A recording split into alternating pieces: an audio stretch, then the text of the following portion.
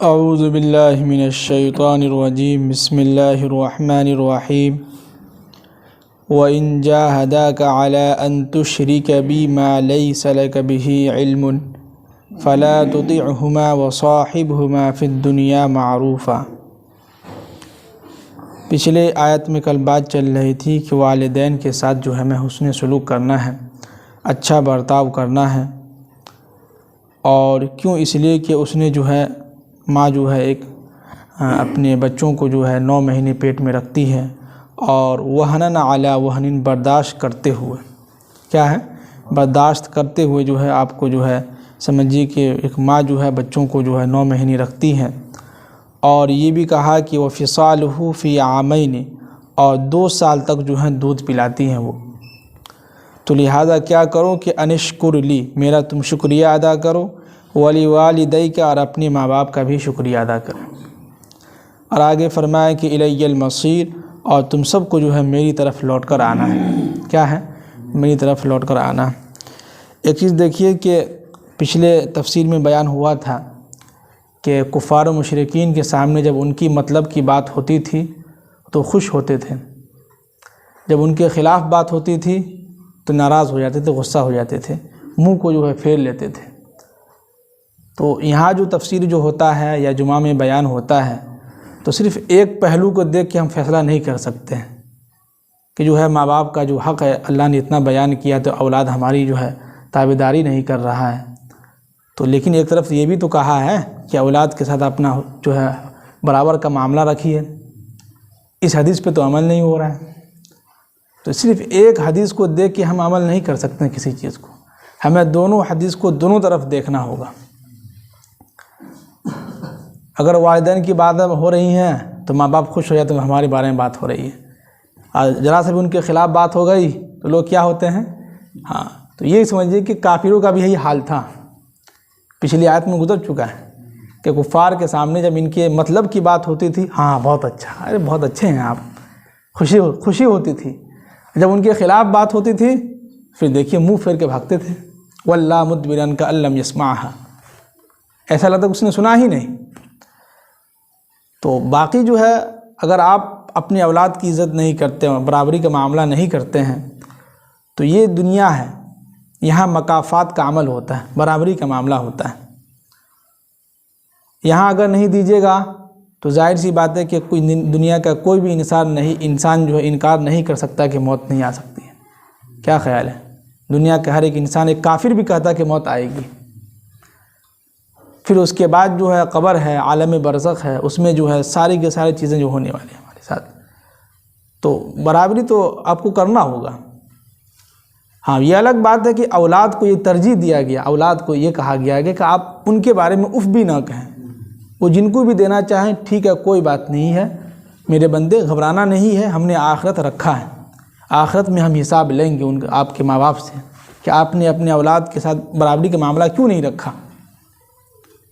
سمجھ رہے ہیں؟ تو دونوں حدیثوں کو، دونوں پہلو کو سمجھنا ہوگا، صرف ایک طرف دیکھ کے جو ایک حدیث سن کے خوش نہیں ہونا ہے ہمیں۔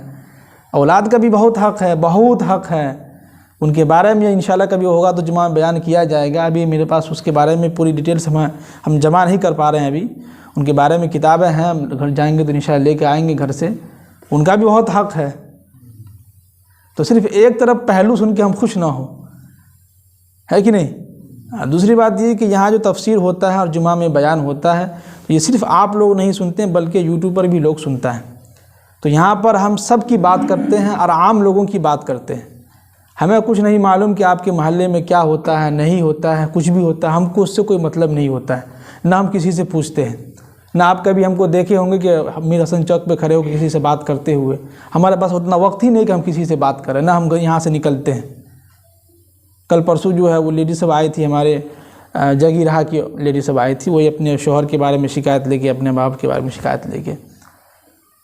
تو وہ کہتے ہیں کہ آپ باہر کیوں نہیں نکلتے ہیں؟ تو ہم کہتے ہیں دیکھیے ہم عصر کے بعد نکلتے ہی نہیں ہیں، عصر کے بعد ہمارا مشغلہ یہ ہوتا ہے کہ اہلیہ کی فون آئے گا تو ان سے بات ہو رہی ہے، نہیں آئے تو بخاری کی کتاب رکھی ہوئی ہے اس کا مطالعہ کرتے ہیں، دو ہی کام ہوتا ہے۔ میرے پاس اتنا وقت ہی نہیں ہے کہ ہم جو ہے لوگوں سے ملیں، لوگوں سے پوچھیں کہ فلاں صاحب کیسا ہے، فلاں صاحب کیسا ہے، ہمارے پاس اتنا وقت نہیں ہے۔ تو خیر بہرحال ہم کوشش یہ کریں کہ اللہ نے جو آپ کو عزت دی ہے اس کو بھی برقرار رکھیں، اور اللہ نے جو اولاد کا جو حق دیا ہے کہ اللہ کے نبی کی حدیث ہے کہ اکرموا اولادکم، اپنی اولاد کی عزت کیجیے۔ تو عزت یہ بھی ہے کہ آپ اپنے اولاد کے سامنے جو ہے برابری کا حصہ کیجیے، جیسا بھی ہو، لنگڑا ہو، لولا ہو، کوئی بھی ہو، کچھ بھی ہے تو آپ کا خون ہے، وہ آپ کی اولاد ہے آپ کے۔ اور آگے فرمائیں کہ وَإِن جَاهَدَاكَ عَلَىٰ أَن تُشْرِكَ بِي، کہ اگر تمہارے ماں باپ تمہیں شرک کے لیے مجبور کرے کہ تم جو ہے شرک کرو، یا کوئی ایسا کام جو غلط کام ہو، ناجائز کام ہو، اس کے لیے تمہارے اوپر زور کرے، تمہارے اوپر جو ہے دباؤ ڈالے، تمہارے اوپر جو ہے زبردستی کرے، تو تم کیا کرنا ہے تمہیں کہ فَلَا تُطِعْهُمَا، تمہیں جو ہے اس کی فرما برداری نہیں کرنی ہے، یعنی ان کی باتوں کو نہیں ماننا ہے۔ سیدھی سیدھی بات کہ اگر آپ کے ماں باپ جو ہیں آپ کو کسی چیز کا بھی جو ہے ناجائز کام کرنے کا، شرک کے بارے میں آپ کو ترغیب دے، اور آپ کو بغیر علم کا آپ کو کچھ چیز بتلائے، تو فَلَا تُطِعْهُمَا، تو کیا ہے کہ ان کی باتوں کو ہمیں کیا کرنا ہے، نہیں ماننا ہے۔ اور آگے فرمائیں کہ وَصَاحِبْهُمَا فِي الدُّنْيَا مَعْرُوفًا، اور دنیا کے اندر جب تک ماں باپ آپ کے زندہ ہیں ان کے ساتھ آپ بھلائی کا معاملہ کیجیے۔ جی، جب تک دنیا کے اندر وہ ہیں، چاہے وہ کافر ہو، مشرک ہو، شرابی ہو، جواری ہو، کچھ بھی ہو آپ کے ماں باپ، وہ الگ مسئلہ ہے، نمازی ہو یا نہ ہو، وقت پہ نماز ادا کرتا ہو یا نہ کرتا، اس سے ہمیں کوئی مطلب نہیں ہے۔ ہمیں اللہ نے حکم دیا ہے کہ وَصَاحِبْهُمَا فِي الدُّنْيَا مَعْرُوفًا، ان کی خدمت کرنا ہے، ان کی عزت کرنا ہے، ان کے سامنے آہستہ آواز میں، نرم لہجے میں باتیں کرنی ہے، اور ان کی خدمت بھی کرنی ہے، اور اگر دور میں ہے تو ان کے جو ہے خبر خیر فون سے جو ہے پوچھ سکتے ہیں۔ اور آگے فرمائے کہ وَاتَّبِعْ سَبِيلَ مَنْ أَنَابَ إِلَيَّ، اور تم ان لوگوں کی پیروی کرو جو لوگ اللہ سے خوب لو لگائے ہوں۔ یہ بہت باریک اور اہم بات یہاں پہ ہے، قرآن نے اس کی طرف اشارہ کیا ہے کہ جو تمہارے معاشرے میں نیک لوگ ہوں، صالح لوگ ہوں، اچھے لوگ ہوں، ان کی صحبت میں بیٹھیے، علماء کرام بڑے جو بزرگ ہیں ان کی صحبت میں بیٹھیے، ان کو دیکھیے کہ وہ کس طرح اپنے ماں باپ کی خدمت کرتا ہے، فلاں شخص کیسے جو ہے عزت کرتا ہے اپنے ماں باپ کی، تو آپ ان لوگوں کی پیروی کیجیے، ان لوگوں سے کچھ سیکھیے۔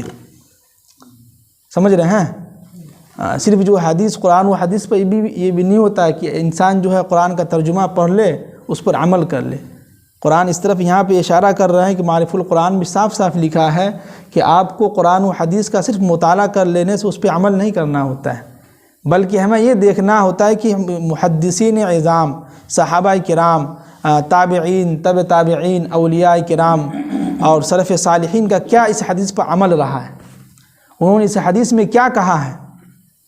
صرف حدیث کا مطالعہ کر لینے سے ہم عمل نہیں کر سکتے ہیں۔ تو قرآن اسی طرح اشارہ کیا کہ وَاتَّبِعْ سَبِيلَ مَنْ أَنَابَ إِلَيَّ، اور آپ ان لوگوں کی باتوں کی پیروی کریں، ان کی باتیں سنیں، ان کو دیکھیں جو ہم سے جو ہے خوب لو لگایا ہو، اللہ والا ہو، بزرگ ہو، 5 وقت کی نماز کی پابندی کرتا ہو، ان کے معاملات صحیح ہوں، ان کے معاملات درست ہوں، تو ایسے لوگوں کو کیا کرنا، ان کو دیکھنا ہوگا، ان کی پیروی کرنی ہوگی۔ پہلی مطلب یہ کہ ان کی یہ نہیں کرنا ہے، ان کو ماننا نہیں ہے، بلکہ یہ دیکھنا ہے کہ وہ شخص کس طرح سے جو ہے اپنے ماں باپ کی عزت کر رہا ہے۔ ہمیں یہ دیکھنا ہے کہ یہ بزرگ ہیں، ان سے کچھ پوچھیں، ان کی صحبت میں بیٹھیں، ان سے ماں باپ کے بارے میں کچھ پوچھیں، مسئلے مسائل، یہ کہنے کا مطلب ہے۔ اور آگے فرمائے کہ ثم الی مرجعکم، پھر تم سب لوگ جو ہے میری طرف لوٹ کر آؤ گے تو فانبئکم بما کنتم تعملون، تو میں تمہیں ہر چیز بتلا دوں گا جو تم دنیا کے اندر کرتے رہے ہو، یعنی دنیا کے اندر جو کچھ بھی ہوا ہے ہم ساری چیزیں جو ہے تمہیں بتلا دیں گے، ہے کہ نہیں؟ تو اس دنیا کے اندر کوئی بھی انسان کتنا ہی غلط کر رہا ہو، ایک چیز یہ دیکھیے کہ ہم اس دنیا کے اندر کسی بھی انسان کو عمل پر جو ہے ڈنڈا لے کے عمل نہیں کروا سکتے ہیں کسی کو، ہے کہ نہیں؟ ہر انسان کا معاملہ اپنے ساتھ ہے۔ ایک چیز تو وہی نا کہ مکافات کا یہاں ہوتا ہے، جیسا آپ کیجیے گا ویسا آپ کے ساتھ کیا جائے گا۔ آپ اگر اپنے ماں باپ کی عزت کیے ہوں گے تو آگے چل کے آپ کی اولاد بھی کیا کریں گے، آپ کی عزت کریں گے۔ اب دیکھیے گا زندگی باقی رہے گی ہماری اور آپ کی، دیکھیے گا دنیا چلتا رہے گا، جیسا آپ کیجیے گا آج وہی اولاد آپ کو دیکھ رہا ہے کہ ہمارے ابو جو ہمارے دادا کے ساتھ بدتمیزی کر رہا ہے، تو وہی بیٹا آگے چل کے جب زیادہ عمر کا ہوگا تو وہی بیٹا آپ کی بے عزتی کرے گا۔ اگر یقین نہ ہو تو لکھ لیجئے کہیں کاپی پر اپنے ذہن میں بیٹھا لیجیے یہ ہوگا. یہ ہم نہیں، قرآن کہہ رہا ہے کہ جیسا آپ کیجئے گا ویسا ہی آپ کے ساتھ معاملہ ہوگا، کوئی بھی ہو. آگے فرمایا کہ یا بنیہ، اب لقمان علیہ السلام اپنے بیٹے سے جو ایک نصیحت کر رہے ہیں، ایک بات کر رہے ہیں کہ یا بنیہ، اے میرے بیٹے، انہا ان تکو مثقال حبۃ من خردل، یاد رکھو تم اس دنیا کے اندر ایک ذرہ برابر بھی کچھ بھی نیکی کرو گے یا کچھ بھی کرو گے تو من خردل، وہ کہیں بھی چھپ نہیں سکتا ہے. فتکن فی صخرۃ، چاہے وہ کہیں بھی چھپ جائے، یا او فی السماوات، یا آسمان میں وہ چھپا ہو، او فی الارض، یا زمین میں وہ چھپا ہوا ہو، تو یاتی بہا، اللہ اس کو جو ہے تمہارے سامنے کر دے گا. یعنی ایک نیکی بھی ہم جو چھپکے سے کیے ہوں گے نا، یا ایک گناہ بھی ہم رات کے اندھیرے میں 12 بجے چھپ کے کیے ہوں گے، اس کو بھی اللہ تعالیٰ کل قیامت کے دن ہمارے سامنے لا کے رکھ دے گا. تو بندہ کہے گا یا اللہ ہم تو یہ نیکی بہت چھپ کے کیے تھے، کسی کو پتہ بھی نہیں چلا، بس ایک سیکنڈ کے لیے ہم نے گناہ کیا تھا، ایک سیکنڈ کے لیے ایسے ہم نے جھوٹ بول دیا تھا، وہ بھی نیکی ہمارے سامنے آ گئی. کہ اللہ تعالیٰ ہاں بالکل، یا بنی انہا ان تک مثقال حبۃ من خردل فتکن فی صخرۃ او فی السماوات وفی الارض. لقمان علیہ السلام اپنے بیٹے سے کہہ رہے ہیں کہ بیٹا اس دنیا کے اندر ایک نیکی بھی ذرہ برابر بھی کچھ بھی کرو گے تو ایسا نہیں ہے کہ وہ کہیں چھپ جائے گا، نہیں، اللہ تعالیٰ اس کو کل قیامت کے دن تمہارے سامنے لا کے رکھ دے گا. جی، اور آگے فرمائیں کہ ان اللہ لطیف خبیر، بے شک اللہ تعالیٰ باریک بھی ہیں اور خبیر یعنی کہ خبر رکھنے والا ہے. باریک میں مطلب کہ جو ہے سو ہر باریک سے باریک چیزوں کو اللہ تعالیٰ کیا ہے، جانتا ہے. ایک ہلکا سے بھی ذرہ برابر بھی جو کہتے ہیں نا وہ رائے کے دانے کے برابر، اس کو بھی اللہ تعالیٰ ہمارے سامنے لا کے رکھ دیں گے. اللہ تعالیٰ ہم سب کو عمل کی توفیق نصیب فرمائے.